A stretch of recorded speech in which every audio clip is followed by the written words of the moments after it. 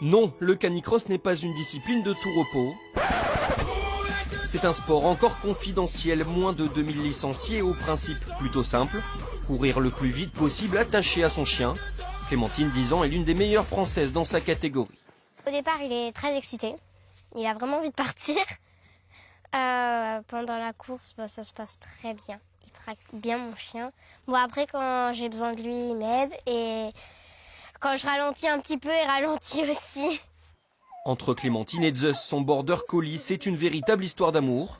C'est en voyant sa mère pratiquer la discipline que la jeune fille eut l'idée de s'y essayer. Avec réussite, le duo a remporté de nombreux trophées en seulement 1 an et demi. Celle-là, c'est ma préférée. C'est celle du Trophée des montagnes de cette année. Clémentine, qui s'imagine déjà vétérinaire, réussit également au collège avec de très bonnes notes pour sa rentrée en 6e. Condition obligatoire pour continuer les courses avec son chien.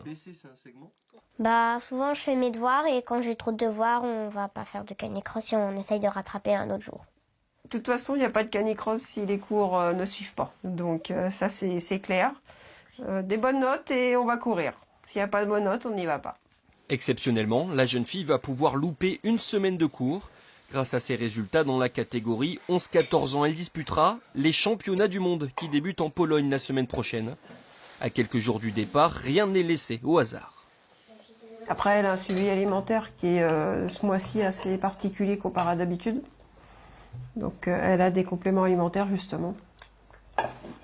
Après, comme je disais tout à l'heure, on est très naturel, donc on reste sur tout ce qui est graines, tout ce qui est fruits, tout ce qui est...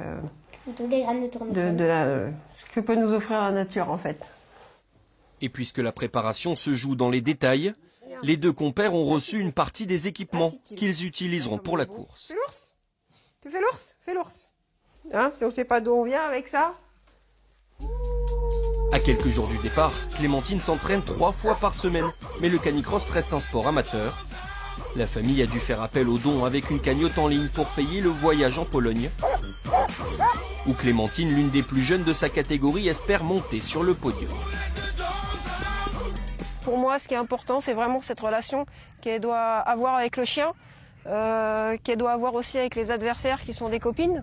Donc voilà, c'est vraiment, on est dans un sport vraiment de loisir, de passionné, et on n'est pas là pour gagner, bien sûr. On gagne, on est content. Et ce qu'on va chercher sur une course, c'est la gagne. Mais il ne faut pas oublier que on est tous là par une passion. Grâce à cette passion pour le canicross, Clémentine partira pour la première fois à l'étranger. Une expérience sportive et humaine dont elle se souviendra à coup sûr.